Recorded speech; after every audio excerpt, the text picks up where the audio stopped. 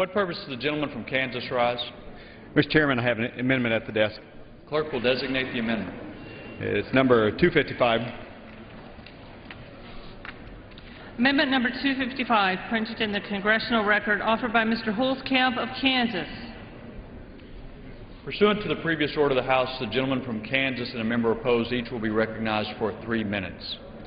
Thank you, Mr. Gentleman will suspend.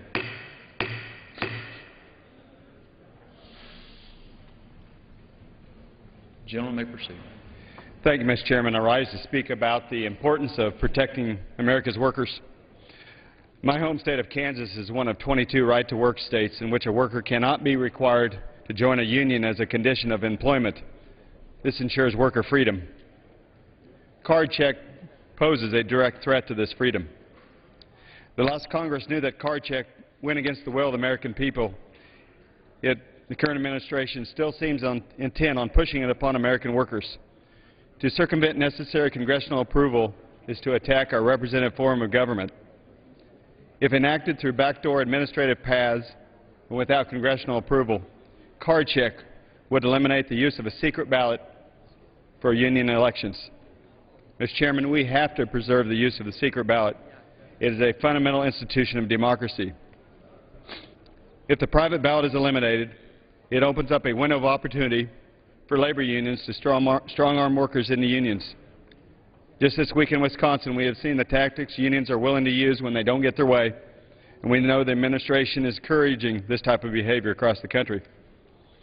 But after speaking with colleagues, Mr. Chairman, I feel another vehicle would be better for this issue, but I could not pass up the opportunity to address this matter on the floor, so I will withdraw this amendment today and look forward to working with my colleagues in the coming days to preserve the rights of American workers. I ask unanimous consent to withdraw my amendment, and I yield back the balance of my time. Without objection, the amendment is withdrawn.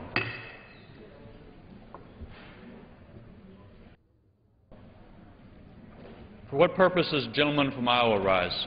Thank you, Mr. Chairman. I have an amendment at the desk. The clerk will designate the amendment. Amendment number 273, printed in the Congressional Record, offered by Mr. King of Iowa. Under previous order of the House, the gentleman from Iowa and a member opposed each will be recognized for 20 minutes. The Chair recognizes the gentleman from Iowa. Thank you, Mr. Chairman. I yield myself 2 minutes.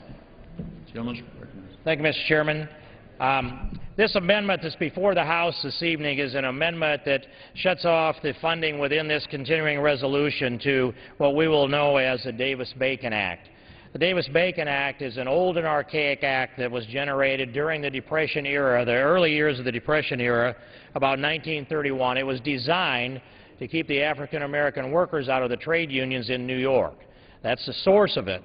And I have dealt underneath this law for my working life as a construction contractor. And so my hands-on experience with Davis-Bacon, I believe, is as strong as anyone's in this chamber. The costs that are added to our construction projects is what we should be thinking about here in this 112th Congress, this Congress of austerity, this night that we've had of cutting spending and cutting spending, and it's this. The extra wages that are paid out unnecessarily total of $10.9 billion, according to a Heritage study. I have done this study within my own construction company and looked at the difference in the costs. Davis-Bacon, federal wage scale, they will call it prevailing wage. I will tell you we know it's union scale, mandated by federal law, and there's no reason for us to adhere to a union scale mandated by federal law. But my numbers show this, that it increases the cost of a project between 8 and 35%, depending on how much is materials, how much is labor. Other data out there shows an increase of 9 to 37%, where our numbers match well. The cost of compliance for contractors are over $190 million a year, and it distorts the relationship between management and labor. We are, Mr. Chairman, in this era where our question becomes this: do we want to create jobs, or do we want to cost jobs? Do we want to build 4 miles of road under Davis-Bacon, or do we want to build 5? Do we want to build 4 schools, or do we want to build 5? Do we want to have an inflation of wages by an average of 22%, according to some of the studies, the wage and hour studies? Do we want to see the price go up? Do we want to see a construction industry that reduces workers by as much as 25,000 a year in minority workers? I'd reserve. Gentleman reserves the balance of his time. For what purpose, gentlelady from Connecticut rise? I rise to claim time in opposition. Gentlelady is recognized for 20 minutes. I yield myself 2 minutes. Mr. Chairman, this amendment prohibits the use of funds to administer the wage rate requirements under Davis-Bacon. It is yet another illustration of how the majority is making this continuing resolution a Trojan horse filled with ideology that irreparably harms working families. The Davis-Bacon Act ensures that workers on federally funded government contracts be paid no less than the wages paid in the community for similar work. A simple concept. Former President Bush understood this concept when he reinstated Davis-Bacon rules for reconstruction contracts in the aftermath of Hurricane Katrina. Despite the majority's arguments, the Davis-Bacon Act has no effect on total costs of construction. Study after study reveals that higher productivity makes up for any additional labor cost, essentially eliminating any cost savings if the law was repealed. If this amendment is enacted into law, we would be cheating workers of a fair wage with no cost savings to show for it. This amendment is nothing more than an attempt to accelerate the race to the bottom. That way of doing business which tells workers in this country, you do not matter.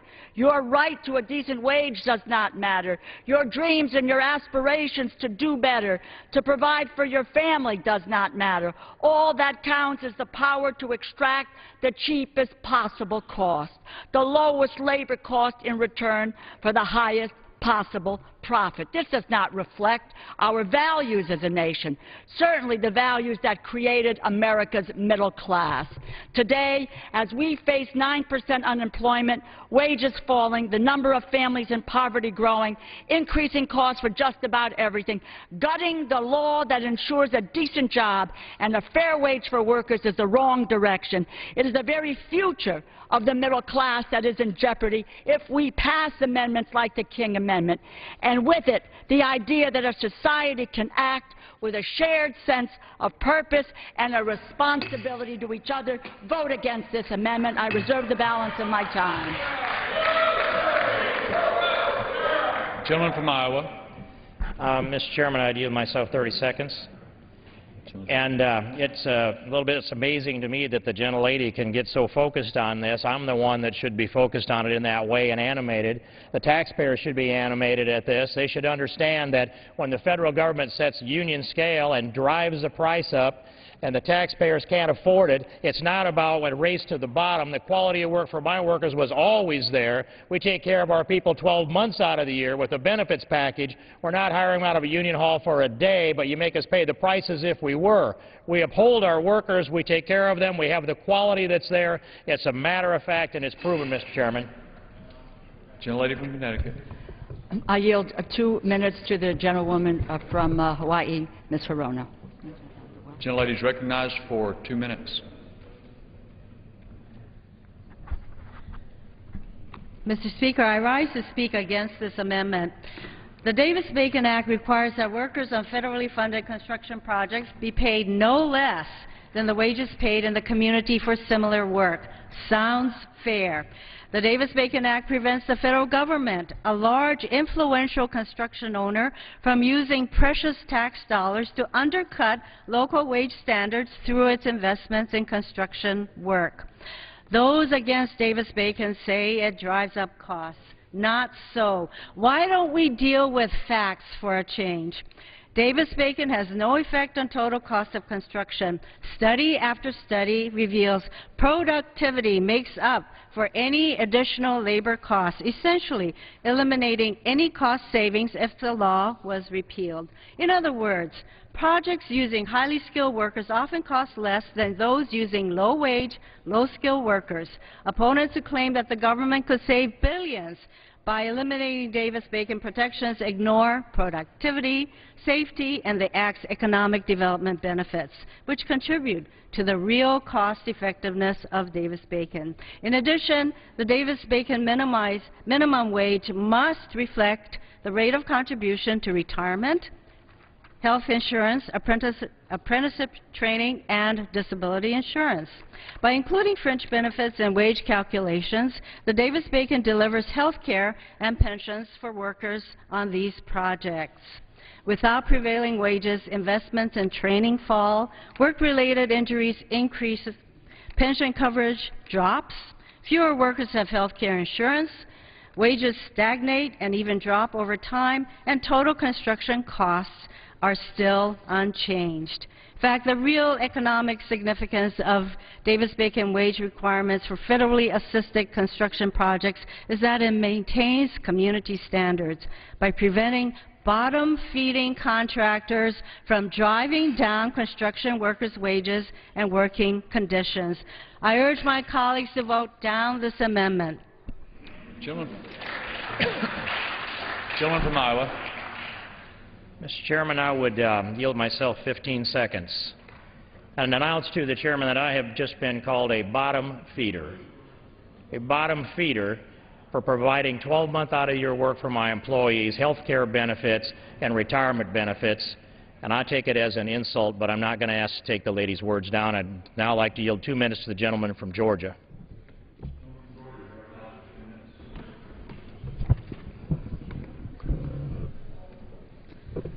It's been said by many that when one goes to heaven or hell, you have to fly through the Atlanta airport.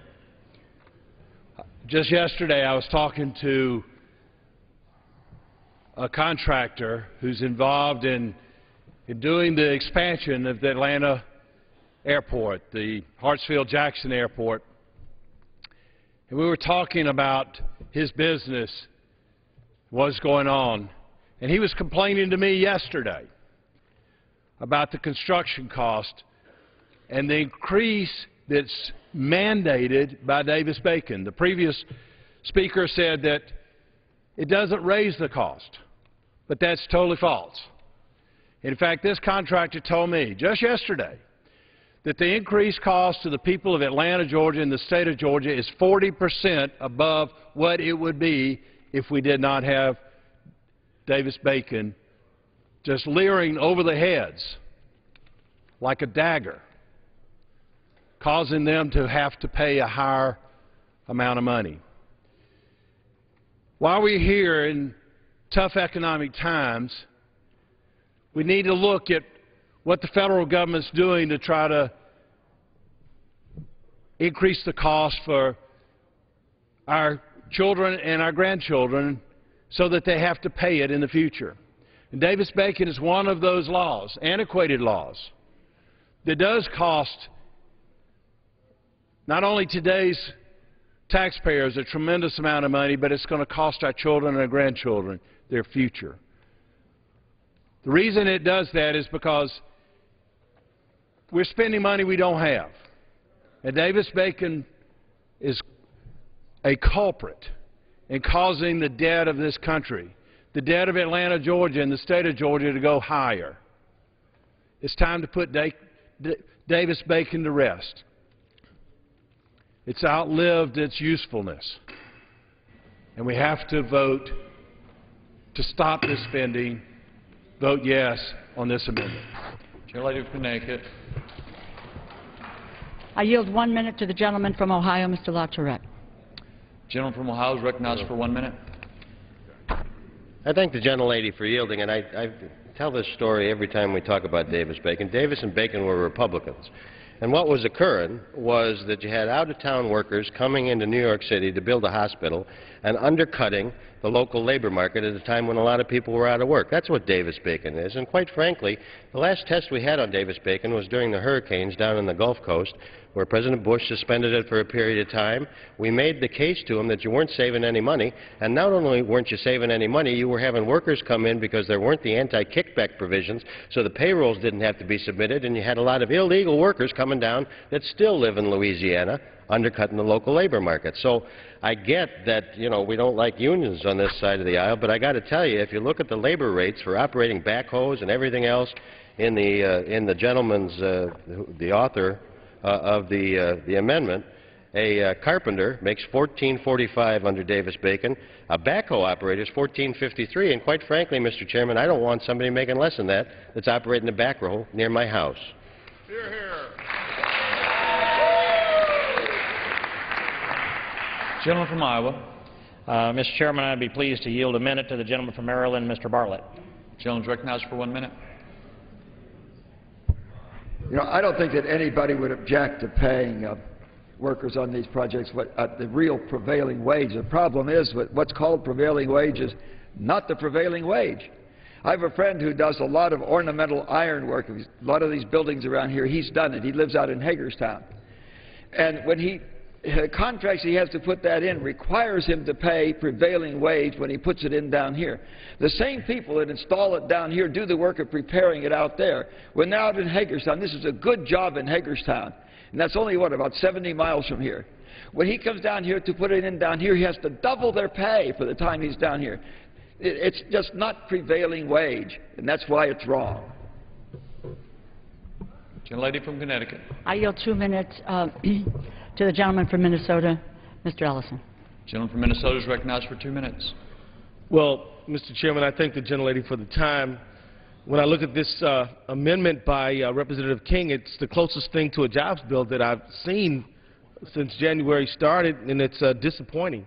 The reality is I wish that we weren't debating this at nearly 3 o'clock in the morning, because I would love the American people to see that this is what substitutes for a job bill in this day and age. The fact is that this is what the very fight is all about. Do we want to build a middle class, a robust, strong middle class, or do we want to pay people the least we possibly can pay them and keep them desperate and drive wages down to nothing, so that we have a very small group of really wealthy people and a vast group of really desperate people who would do anything to work and who can have their unions busted because you got people who got to do what they got to do and cross that line. The fact is that this is the heart of what it's all about, and I urge rejection of this amendment. This is the fight. Shall we have a middle class and pay people a decent wage, or shall we continue on this drive to separate and increase wage inequality in this country so that the richest have so much and that the rest of us just don't have much at all? Davis-Bacon is good legislation because it strengthens our middle class so that people can actually have a decent quality of life, send their kids to school, be able to send them to college, have a decent retirement. It's about making a strong middle class based on a decent, livable wage. Now, yield back. Gentleman from Iowa. Mr. Chairman, I'd be pleased to yield 2 minutes for the gentleman from Indiana, Mr. Stutzman. Gentleman from Indiana is recognized for 2 minutes. Thank you, Mr. Speaker, and thank you to the gentleman from Iowa for bringing this amendment forward. I just want to share with you a little story that we experienced over the past couple of years with Davis-Bacon. You know, I think that the people that we often forget about here when we get to this debate is the taxpayer themselves. The taxpayer is the one that has to foot the bill for the wages that Davis-Bacon drives up. After the stimulus bill was passed a couple of years ago, even though I opposed the idea of what the stimulus bill was going to do, we in our community are taking the initiative to put in sewer systems around our lakes, our rivers, to protect our soil and our resources. After a couple of projects that were already been bid out without Davis-Bacon wages contacted our office and said, hey, we would like to apply for stimulus dollars to help drive our costs down on these particular projects. Well, after some research and finding out later that they were not eligible because they did not bid the projects with Davis-Bacon wages, they were ineligible, and therefore we're going to be paying higher rates. They were going to be paying the contractors themselves at a lower wage because they were not eligible for the Davis-Bacon or for the stimulus money, which would have put infrastructure into our communities, which I believe that stimulus money would have been much better used for in building long-term assets in our communities. But instead, they were ineligible because they had not bid Davis-Bacon wages. I think it's very important that we remember the taxpayers who have to fund these projects because of the higher cost, and I think it's important that we also remember that each community individually recognizes that their labor costs are different and they shouldn't always be required to deal with federal standards. So I ask that you support this amendment, and I appreciate the gentleman from Iowa for bringing it forward. I yield back. Gentlelady from Connecticut. Mr. Chairman. For what purpose does the gentleman from Washington rise? To ask what the time is on both sides.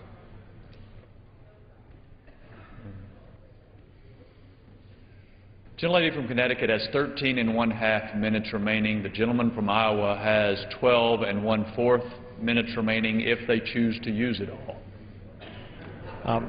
And that's what we're hoping they won't do. Yeah, thank you, Mr. Chairman. Gentlelady from Connecticut. I yield 1 minute to the gentleman from Washington State, Mr. McDermott. Gentleman from Washington is recognized for 1 minute.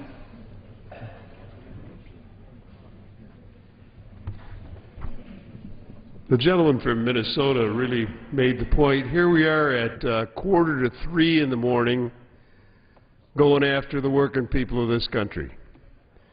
1932 in this country, we didn't have unemployment insurance. Now, I'm sure you'd like to have, your next amendment will be, no money should be spent for unemployment insurance in this country, because that creates that moral hazard. They sit at home and wait for that check to come in, right? They won't go down and look for work.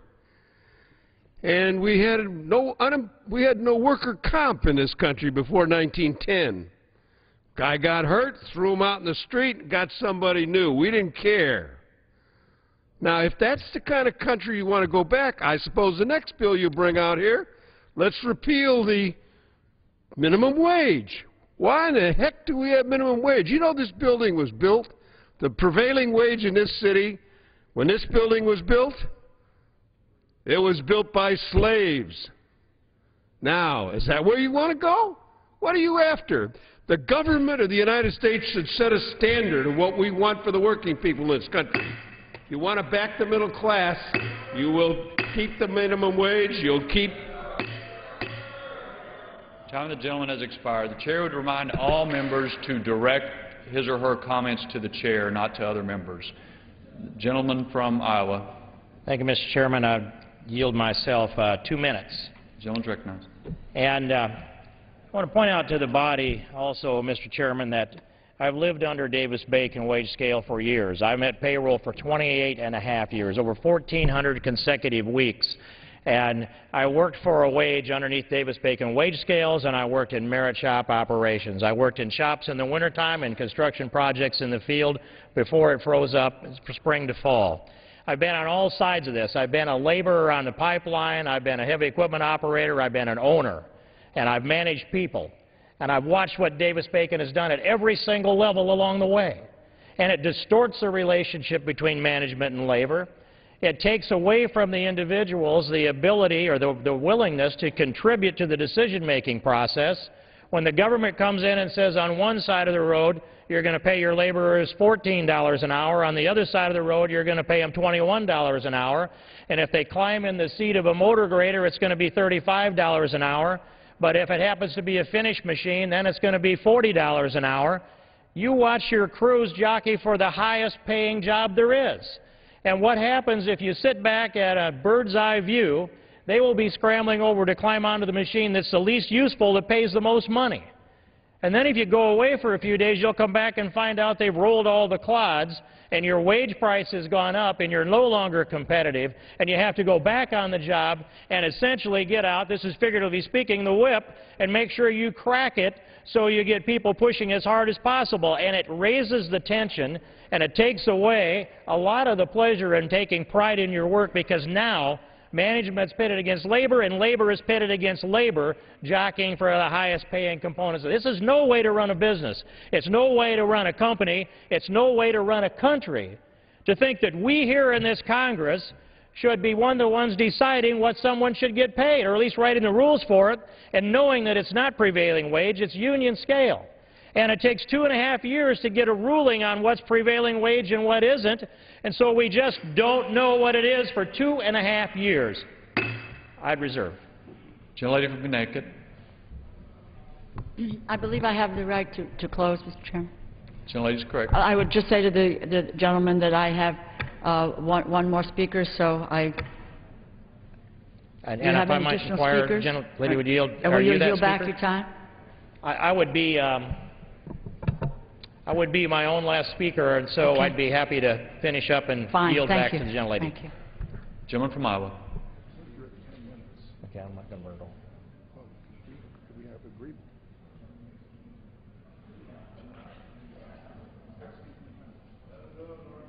Mr. Chairman, could I inquire as to the balance of the time?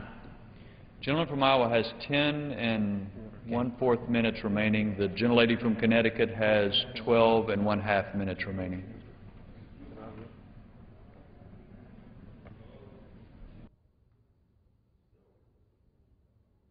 I'm going to need a little more than that. From Iowa? Thank you, Mr. Chairman. I'd yield myself the balance of my time.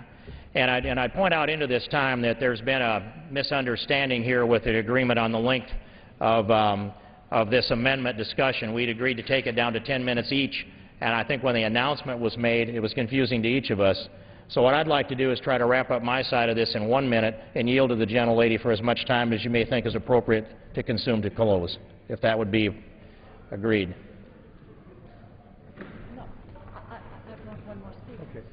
Thank you, Mr. Chairman. I'm going to move ahead with my part of this close, and that is this, picking up where I left off.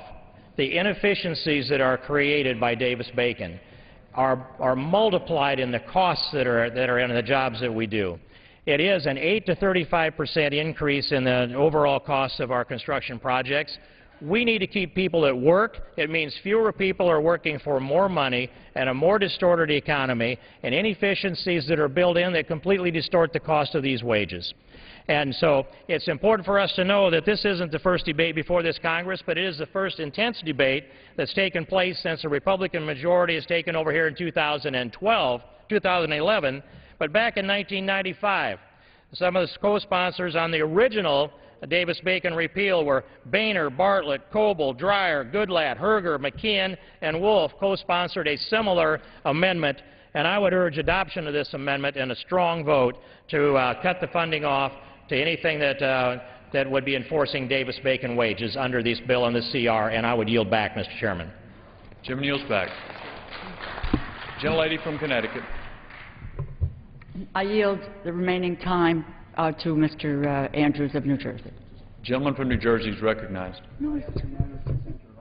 Without objection. Thank you, Mr. Chairman. Members of both parties should oppose this amendment because it rests on 3 misjudgments.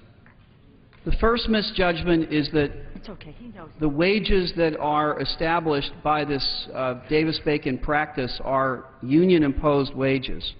The fact of the matter is they are prevailing wages determined by a survey of the local marketplace. The second misjudgment is that the way this works is it always raises the cost of a construction project. The fact is quite the opposite. When the productivity rises, the value rises. And if you have a better performance and fewer errors and faster completion of a project, productivity rises and you get more value. But I think the most important misjudgment is that it's one more time the wrong issue at the wrong time. There are a lot of Americans awake at this hour. Thankfully for them, they're probably not watching this debate. But they're awake at this hour because this has yet been another day and another week and another month with no paycheck, no job, and no hope. And what they want us to do is to work together to put them back to work. What we have seen in the last 24 hours is a debate over whether to defund Planned Parenthood, a debate over whether to repeal most of the environmental protections it's taken 40 years to build up in this country, a debate over whether people have the right to know if they're buying safe toys, and now a debate over whether to repeal a successful labor management partnership. It's the wrong amendment at the wrong time. Vote no. Go ahead. Yield back. Gentlelady, yield back. I yield back. All time for debate has expired. The question is on the amendment offered by the gentleman from Iowa. Those in favor say aye. Aye. Those opposed say no. No. Being the chair, the noes have it. Gentleman from Iowa. I'd ask for a recorded vote. Pursuant to Clause 6 of Rule 18, further proceedings on the amendment offered by the gentleman will be postponed.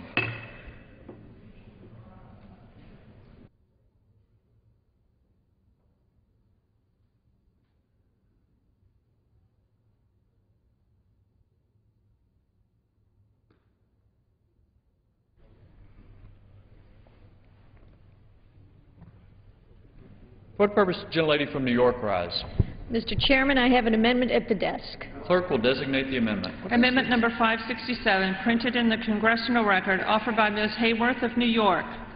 Under previous order of the House, the gentlelady from New York and a member opposed each will be recognized for 3 minutes. Chair recognizes the gentlelady from New York. Mr. Chairman, Section 3404 of the Patient Protection and Affordable Care Act created the Independent Payment Advisory Board, known by the acronym IPAB. Beginning in 2014, this 15-member board will be charged with cutting the growth rate of Medicare spending. IPAB is designed as a bureaucracy that will be looking not at how to improve patient care, but how to hit an expenditure target. PPACA limits what IPAB would be able to do to restrict cost growth. For example, IPAB cannot recommend higher cost sharing or otherwise restrict benefits or eligibility. The primary means of achieving expenditure targets will be to reduce payments to physicians and hospitals. This, in turn, will reduce access to providers, access that Medicare patients need to have, as the providers will find that they will not be able to afford to accept Medicare's reimbursement rates. Furthermore, Congress ceded a tremendous amount of power to the IPAB. If members believe that the cuts proposed by IPAB won't work or are too draconian, it will take an affirmative act by future Congresses to overturn its recommendations. This represents an abdication of responsibility by Congress, whose members are expected to make these decisions, not unelected, unaccountable federal bureaucrats. And equally troubling, the IPAB bears more than a passing resemblance to the British National Institute for Clinical Excellence, which governs payment for the National Health Service. One example from my vantage point as an ophthalmologist will demonstrate why a similarity between IPAB and NICE, which is the ironic acronym for this powerful British entity, should give all of us pause. Until a couple of years ago, NICE refused to pay for treatment for a form of macular degeneration that led in most cases to legal blindness if the sufferer had good vision in the other eye. This is nearly impossible for an American to fathom, that a government agency would compel a doctor to, in effect, calmly watch a patient go blind in one eye, even though vision-saving treatment was available. If an unelected board of advisors is compelled to make decisions primarily on the basis of cost, then this is the kind of awful choice our doctors and patients may well be forced to accept. And this is one of many reasons the Affordable Care Act was repealed by the House last month. We honor the goals of this law to allow all Americans to have access to good. We go about achieving those goals while preserving the choice, quality, and innovation that Americans expect and deserve. As we craft alternatives that will honor the best of American medicine, we will best serve our citizens by prohibiting any funding towards the implementation of the Independent Payment Advisory Board. I strongly urge the support of all members for the amendment I am sponsoring, and I thank you. I reserve the balance of my time. Time of the gentlelady has expired. For what purpose, gentlelady from Connecticut rise? Claim time in opposition. Gentlelady is recognized for 3 minutes. Just a point. It sounds from the gentlelady that what you want to do is to raise the Medicare rates and cut benefits. But let me just get on with this here. How many times, as I said earlier, do we have to vote on the Affordable Care Act? This long series of defunding health reform amendments shows how far the House is straying from a serious legislative process. So far today, the House has passed no fewer than 3 separate, overlapping, and duplicative amendments that prohibit the use of funds to carry out the Affordable Care Act. First, the House passed the Rehberg Amendment, prohibiting the use of funds for this purpose by any agency funded in the Labor HHS Education Appropriations Bill. A few minutes later, the House passed an amendment by Mr. King prohibiting the use of funds by any federal agency for this purpose. And a few minutes after that vote, the House passed another amendment by Mr. King prohibiting funds to pay the salary of any federal employee to implement or administer the Affordable Care Act. The majority party does not like the Affordable Care Act and would like to cut off all funding for the Act's implementation. Now, that much is clear. But how many times do we need to pass the same prohibition yesterday and today? Will 3 times be enough? Or will the House just keep passing more and more amendments, doing essentially the same thing until everyone on the majority side has satisfied their urge to make clear just how opposed they are to expanding the availability of health care in this country, which is what the Affordable Care Act is all about. Instead of this pointless debate, we should be working on what the American public wants. They want us to create jobs. They want us to get this economy going again. They want to make sure that they have a job to be able to send their child to school. And yes, they would like to have health care benefits, so when they get sick, they will be able to have the kinds of treatment that all of us in this body have by virtue of being a member of the Congress. We go to the head of the line. They can't get the same kind of care that we get, and day in and day out of these last several days, we've watched our colleagues on the other side of the aisle do everything that they can to deny the American public the opportunity to have the same kind of health care that members of Congress have. I urge a no vote on this. Time of the gentlelady has expired. The question is on the amendment offered by the gentlelady from New York, Ms. Hayworth. Those in favor of the amendment will say aye. Aye. Those opposed will say no. No. Opinion of the chair, the ayes have it. The ayes have it. The amendment is agreed to. For what purpose does the gentleman from Texas rise? Mr. Chairman, I have an amendment at the desk. Clerk will designate the amendment. Amendment number 154, printed in the Congressional Record, offered by Mr. Burgess of Texas. Under previous order of the House, the gentleman from Texas and a member opposed each will be recognized for 3 minutes. Chair recognizes the gentleman from Texas. And Mr. Chairman, I would like to recognize the other gentleman from Texas, Mr. Canseco, for 1 1/2 minutes. The gentleman from Texas is recognized for 1 1/2 minutes. Thank you, Mr. Chairman. I rise in strong support of the Burgess Amendment. Last August, as part of a $26 billion bailout bill for states, $10 billion were set aside to be distributed to the states for education. The state of Texas was set to receive $830 million as part of this education funding. Now, as far as we're concerned, government spending does not create jobs or economic prosperity. Nonetheless, the money was appropriated for all states in the Union, yet tucked into this legislation was an amendment that was deliberately and maliciously slipped into it, that imposed a restriction on the state of Texas and only Texas, so that for Texas to receive the money would force Texas to violate its Constitution. The restrictive amendment required that Texas guarantee that spending levels for elementary and secondary education not dip below 2010 levels for 3 years. This is troubling. To accept the funds, Texas would have to violate the state constitution. Neither the governor or the state government branches are able to make budget decisions that bind future legislatures. This amendment is not about whether or not taxpayers' money will be spent or saved, since the funds have already been appropriated. The amendment is about fairness. Time of the gentleman has expired. Thank you. Yield back. Does the gentlelady from Connecticut seek time for an opposition? Yes. The gentlelady is recognized for 3 minutes. I yield 1 minute to the gentleman from Texas, Mr. Doggett. Gentleman from Texas is recognized for 1 minute.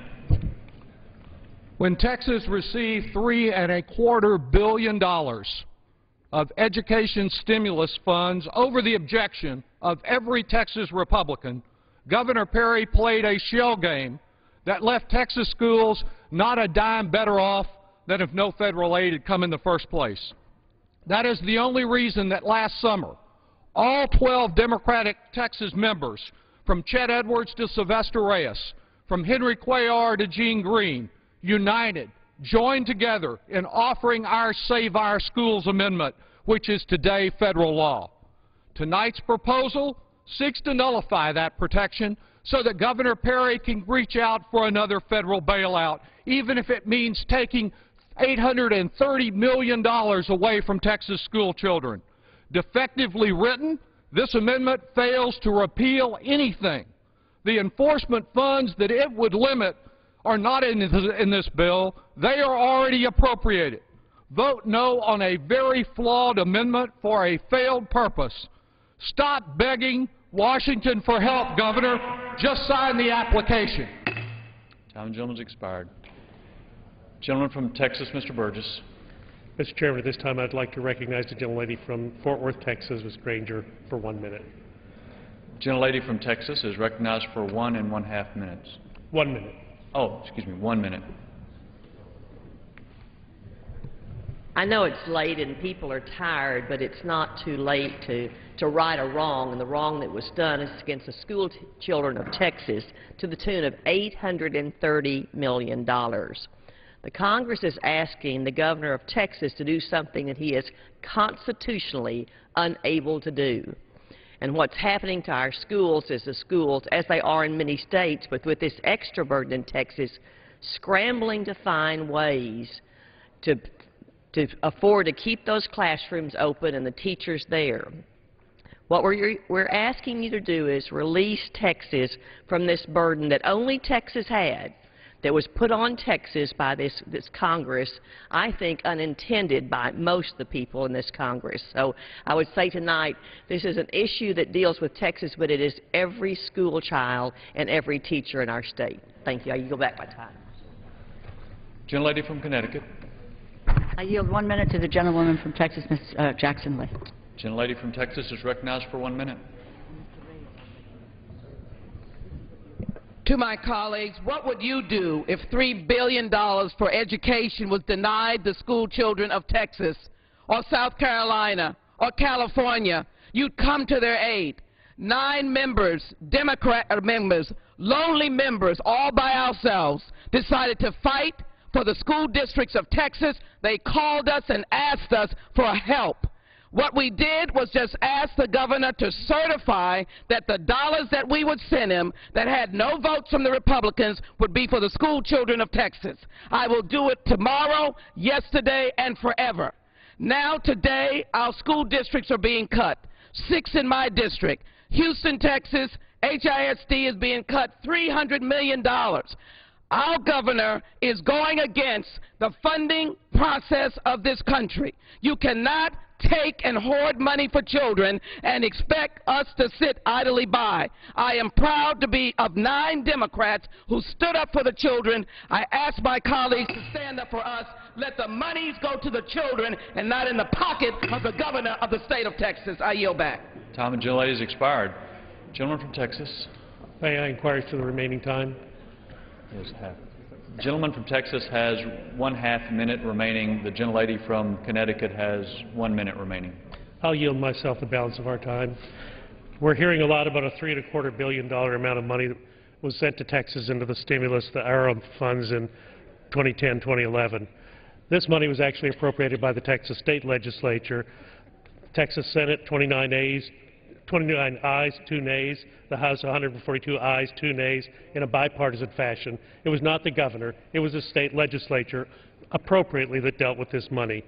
Mr. Chairman, I would like to ask unanimous consent that a letter from Governor Perry be inserted into the record. Texas has long prioritized public education funding. From 2000 to 2009, Texas public education spending increased $9 billion, or 82%. I yield back the balance of my time. The gentleman's expired, and the gentleman's request has been covered under general leave. I yield 1 minute to the gentleman from Texas, Mr. Reyes. Gentleman from Texas recognized for 1 minute. Thank you, Mr. Chairman. I thank the gentlelady for yielding. I rise in opposition to Mr. Burgess's amendment because the state of Texas today is facing a $27 billion deficit. And last week, our governor, Rick Perry, came to Washington to ask our Republican colleagues for an $830 million bailout. And voila, we have Mr. Burgess's amendment. If this amendment passes, it will shortchange our schools and give a huge bailout to Governor Rick Perry. Last year, as you have heard, he accepted more than $3 billion in federal funds, and instead of going and putting that money towards education in Texas, he used it to expand the state's tax surplus rainy day fund. Today, Mr. Burgess's amendment would give Governor Perry absolutely a blank check. How good is that? Giving an $830 million bailout to the same state leadership that robbed Texas children and Texas schools and Texas teachers of that money before. At a time when with that, I ask support to bring down this amendment. Thank you. Mr. Chairman. For what purpose, gentleman from Washington? I move to strike the requisite number of words. Gentleman is recognized for 5 minutes. And I yield to the gentleman from Texas, Mr. Green. Thank you, Mr. Chairman, and I want to thank my colleague and ranking member from Washington State. I rise in opposition to this amendment. Representative Burgess's amendment would endanger the $830 million already set aside for classroom and school districts in Texas through the Education Jobs Funds that was passed last August. At a time when our state's facing an almost $27 billion deficit, these are crucial monies that can be used immediately to help school districts throughout Texas. Let me give a little history. During the Recovery Act in 2009, Texas received $12 billion. Of that, $3.2 billion was supposed to be for public education. Our governor used that, and the legislature used the $12 billion. They did not use the $3.2 billion. They used it to, instead of supplementing, they used it in place of the current education funding. And here the governor went all over the country and still getting book signs saying, you know, how bad the federal government is.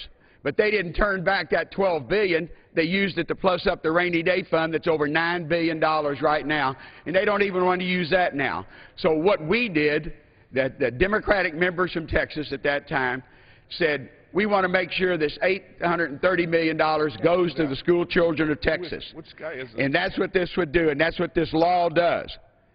It would make sure that that money would go to the school children. It wouldn't get stuck in Austin. It would go down to my Houston school district, Galena Park School District, who are having to cut their budgets right now because they didn't get that $3.2 billion 2 years ago. That's why the Burgess Amendment should be defeated, Mr. Chairman, and that's why we put this amendment in the law, and it's in the law now, and I'm proud of it because we want to make sure. Why don't you let the money go to the school districts instead of to the folks that decided to keep it in the state capitals? Gentleman, yield back. I yield back my time. I yield 1 minute to the Hey, gentleman. no. I object. I object. You can't object. The gentleman from Washington controls the time for striking the requisite number of words. He is entitled to 5 minutes. He has 2 minutes and 45 seconds remaining. Will the gentleman yield? 45 seconds. Will the gentleman yield? Yes, I yield to the distinguished chairman. We bent over backwards to accommodate the gentleman, but this has gone beyond what we agreed to. We will finish this up in 45 seconds. Would the gentleman yield this gentleman a minute? Mr. Chairman, yeah, I'd be delighted to do that. Then I want a minute. Okay, I yield a minute to the gentleman from Texas. I yield. The gentleman from Washington cannot yield blocks of time. That's right. I can regain the time, though. Mr. Chairman, in the interest of comedy, I will yield back any time that was yielded to me. The other side has had plenty of time to talk. We need to vote on this amendment and move on. I yield to the gentleman from Texas. I thank the gentleman, and I enter in the record the request of education organizations from all over the state of Texas for this amendment and the statements of the Texas delegation last year and again this year. You know, Governor Perry may have come up here on a book tour for his book, Fed Up, but he's not afraid to ask for second and third helpings of federal aid even though it takes it away from our school children. There is a clear path to get this money. All the governor needs to do is sign a 3-page application, like the one he signed to get that $3.25 billion of aid he kept for purposes other than education. Though this is presented as an attempt to repeal our amendment, it does not repeal it. It is a meaningless gesture, though it does cloud up the possibility that some federal court may suggest that Texas is not entitled to any money. Let's not shut the door of opportunity to our children. Okay. Reject this amendment. I yield back my time. Gentleman yields back. Questions on the amendment offered by the gentleman from Texas, Dr. Burgess. Those in favor of the amendment will say aye. Aye. Those opposed will say no. No. Opinion of the chair, the ayes have it. Vote, please. Gentleman from Texas asks for a recorded vote. Pursuant to Clause 6 of Rule 18, further proceedings on the amendment offered by the gentleman from Texas, Dr. Burgess, will be postponed.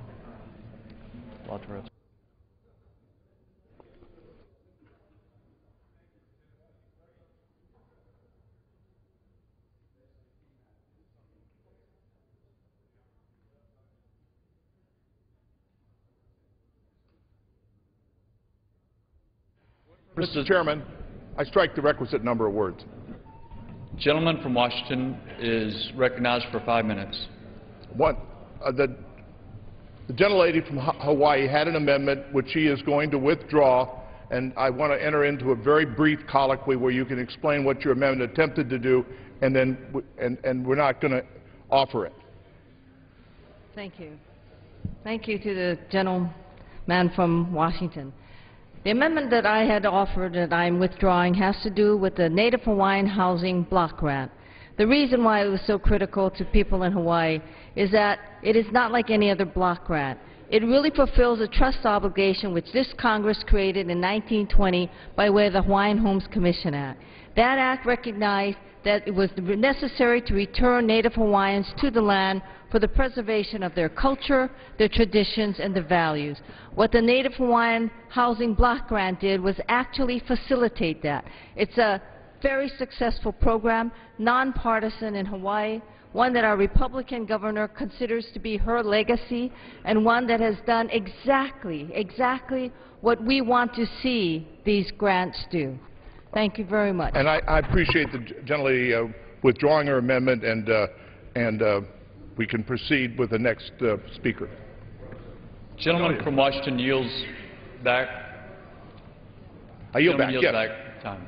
What purpose, Mr. Chairman, could I ask, is this the La Tourette amendment at this point? I'm La Tourette, and this is the amendment. And we're not going to bring up the other amendments? Okay. For what purpose does the gentleman from Ohio rise?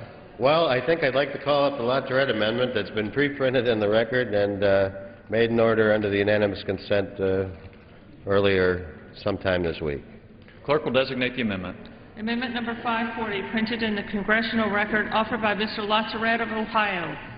Pursuant to the order of the House of February 17, 2001, the gentleman from Ohio, Mr. La Tourette, and a member opposed, each will control 15 minutes. Chair recognizes the gentleman from Ohio.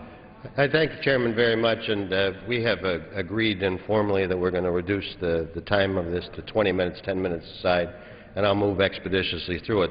There's a little issue with the drafting that we'll address later in the debate, and I may have a motion at the end of my discussion. But I'm honored to be joined in this amendment by Mr. Gibson and Mr. Dent. I hate across-the-board cuts. I really don't support across-the-board cuts, but I got to tell you that this CR, as it currently stands, is the byproduct of the fact that we didn't get any appropriations bills done last year, and we have a deadline of March the 4th. I don't think the chairman of the full committee likes the CR that we're considering very much. If he did, he wouldn't have been required to write it 3 times to get to the floor. The salient points, the substitute that we're presenting tonight is a deeper cut than the base bill. The base bill is advertised as saving, I believe, $106 billion. This amendment cuts $120 billion. It adopts numbers on defense, MILCON, Homeland, Israel, Gitmo, and the earmarks are gone, the stimulus money is back. To my Republican friends, I would say that if this debate is really about the number, This is a bigger number, $120 billion as opposed to $100. If it's about social engineering, then you'll vote no on this particular amendment. To my Democratic friends, I say we just can't give speeches about, well, we would like to cut stuff, but we just want to cut this stuff, and we don't want to cut that stuff. The President's vision of a freeze was a bold strategy in 1995 when I got here. It's a failed strategy in 2011. This particular substitute restores NEA, CPB, Food for Peace, CDBG, but with shared across-the-board sacrifice. I would ask our members to consider it and reserve the balance of my time. I request the time in opposition to the amendment. Gentleman from Washington is recognized for 15 minutes in opposition to the amendment. Mr. Chairman, I rise in strong opposition to the La Tourette amendment. It really pains me to not be able to help my friend from Ohio, who is a valued member of the Appropriations Committee, was an outstanding member of the Interior Subcommittee when I was chairman, and who I enjoy working with very much. But the La Tourette amendment would cut from the FY10 levels 31% from agriculture, 20% from CJS, 11% from energy and water, 19% from financial services, 5% from Homeland Security, 19% from Interior, 17% from Labor HHS, 6% from Legislative Branch, 12% from State Foreign Operations, and 30% from Transportation. Unfortunately, in addition, the amendment fails to incorporate for Afghanistan and Iraq operations provided by Section 101(8) of the first continuing resolution. Omitting this provision effectively cuts the Department of Defense contingency funding by nearly $30 billion.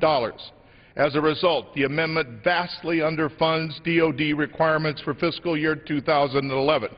It would preclude effective conduct of operations and put deployed troops at risk. The amendment would also harm job growth. For example, in the Transportation, Housing, and Urban Development Subcommittee, the La Tourette amendment would cut nearly 30% or more than $20 billion from programs and activities under the subcommittee's jurisdiction. This would lead to a part-time air traffic control system by cutting over $2.8 billion from the FAA operations, cause severe reductions in service and work layoffs for Amtrak, and finally, this amendment would provide fewer resources for transportation safety overnight. The amendment also leads to the loss of 650,000 vouchers for low-income families and cuts nearly $500 million from homeless assistance programs. In addition, it would threaten the ongoing recovery of the housing market by grossly underfunding resources needs of the Federal Housing Administration. The La Tourette amendment would also affect our domestic security by requiring the Department of Homeland Security to lay off crucial staff we have hired over the past 2 years, which includes Border Patrol agents, CBB officers at the port of entries, ICE investigators along the southwest border, and Secret Service agents to respond to the heightened threat against the President. Finally, like other amendments that have already been rejected by this body, the La Tourette amendment puts OMB in charge, concedes the congressional authority in an across-the-board basis, and it also takes out all the money in the CR for anomalies. I urge all members to reject the La Tourette amendment. Gentleman reserves the balance of his time. But how much time did I use? Gentleman consumed 3 minutes. Thank you. Gentleman reserves the I balance. reserve my time. Gentleman from Ohio. I thank the distinguished ranking member for the kind words, and I think your speech has gotten me votes from progressive and conservatives in the same speech, so I appreciate that very much. I now want to yield 2 minutes to one of my partners in crime here, a new member of the House, Mr. Gibson in New York. 2 minutes. Gentleman from New York is recognized for 2 minutes. I thank the gentleman for yielding. This is about jobs, fiscal responsibility, and doing what's right. $1.65 trillion deficit, over $14 trillion debt. We're on the path to bankruptcy, and we've got to change course. Now, as someone who until last year was protecting our cherished way of life in the United States Army, I got to tell you that I don't see this as a partisan issue. Both parties got us into this mess, and we're going to need leadership now to get out.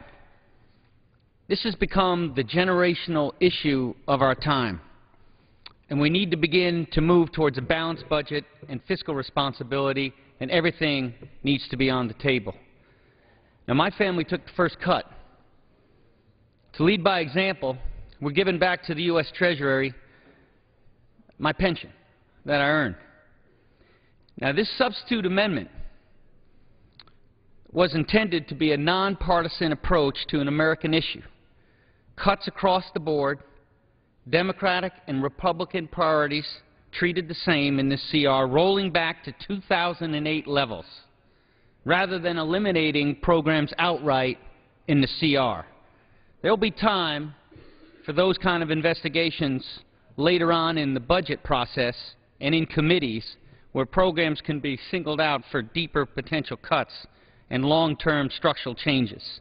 Now, as has been pointed out, in the process of writing this, there's some technical issues with it that we regret, but the point of this substitute amendment remains the same, that this is an American issue. We both have to come together to solve this. We're going to have to get our fiscal house in order, and to do that, many steps are going to be necessary, but among them are rolling back spending. You know, Americans today are wondering whether or not we're going to do the right thing, and whether or not we're going to cut that spending, and whether or not our best days are in front of us. That choice is up to us, and we will get it right. I yield back. Thank you. Time of the gentleman's expired. Gentleman from Washington.